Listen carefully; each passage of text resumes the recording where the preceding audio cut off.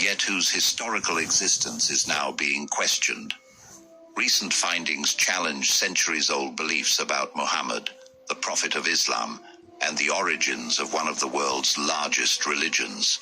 What if the story isn't as it seems? Today, we'll explore the groundbreaking research that casts doubt on Muhammad's historical existence.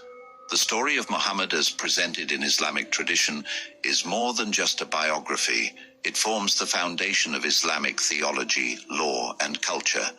Muslims are taught that Muhammad lived in Mecca and Medina during the 7th century, receiving revelations that became the Quran.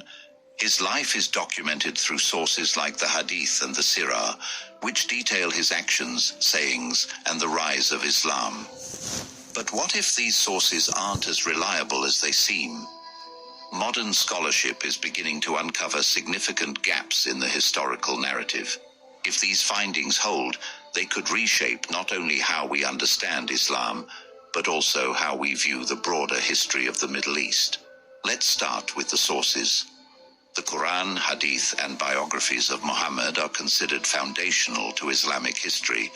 However, these texts pose a serious issue. They appear far too late. The Quran itself lacks clear manuscript evidence from the 7th century. While fragments exist, the earliest complete Quranic manuscripts are from the 8th and 9th centuries. This raises questions. If the Quran was truly revealed during Muhammad's lifetime, why don't we have more contemporary evidence? The Hadith, which detail Muhammad's words and deeds, are even more problematic.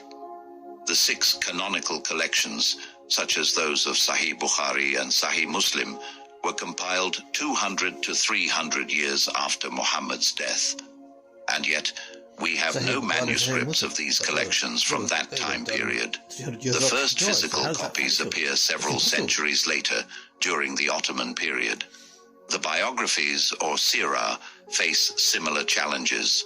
The most famous biography by Ibn Ishaq was written over a century after Muhammad's death, and we don't even have his original work. What we know comes from redactions by later authors like Ibn Hisham, who lived even later. If Muhammad's existence is in question, what about the cities most associated with him, Mecca and Medina? Modern archaeological and historical studies reveal a striking lack of evidence for Mecca's significance in the 7th century. Early maps and trade records make no mention of Mecca as a major hub, despite Islamic tradition claiming it was a central city of commerce and religion. Medina fares slightly better in terms of evidence, but even there, the descriptions of theological debates between Muhammad, Christians, and Jews raise doubts. Historical records suggest that the region was sparsely populated at the time, making such encounters unlikely. If these cities weren't as described, then where did the Quran and early Islamic traditions originate? Here's where it gets even more fascinating.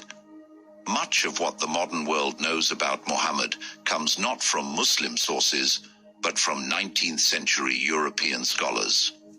Heinrich Ferdinand Wüstenfeld, a German Orientalist, compiled the first widely available version of the Sirah. His work pieced together manuscripts written between the 11th and 16th centuries. These manuscripts were already centuries removed from Muhammad's life. This means that the story of Muhammad's life as commonly told today was constructed in large part by Western academics. If this is the case, how reliable is the narrative? Let's return to the Hadith. These texts are vital for Islamic jurisprudence, detailing how Muslims should pray, fast, and conduct their daily lives. Yet, the first manuscripts of major Hadith collections, like those attributed to Bukhari and Muslim, don't appear until the 11th century. That's 400 years after Muhammad's time. Even more concerning is the fact that these manuscripts were heavily edited and redacted over centuries. The versions we have today are the result of later political and theological influences, particularly during the Ottoman period. If the traditional accounts of Muhammad and early Islam can't be supported by contemporary evidence, then where does that leave us? Scholars are now turning to alternative explanations. Some suggest that Islam didn't originate in Mecca and Medina, but in northern regions closer to Christian and Jewish communities, where theological debates were more vibrant.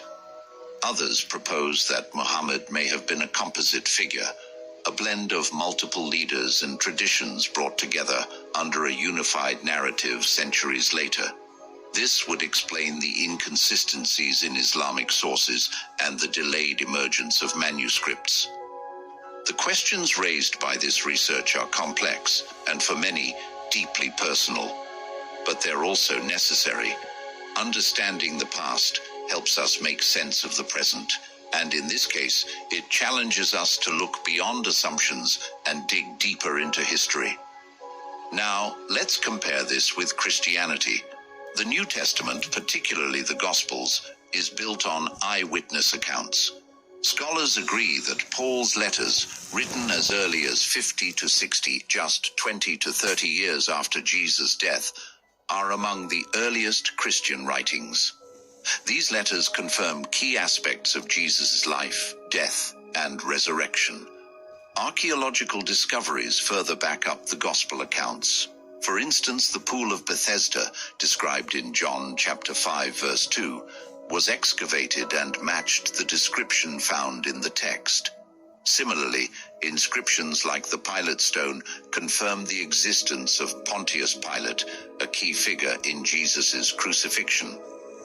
Unlike Islamic sources, which emerge centuries after Muhammad's supposed time, Christian texts have a trail of documentation and physical evidence that closely aligns with the events they describe.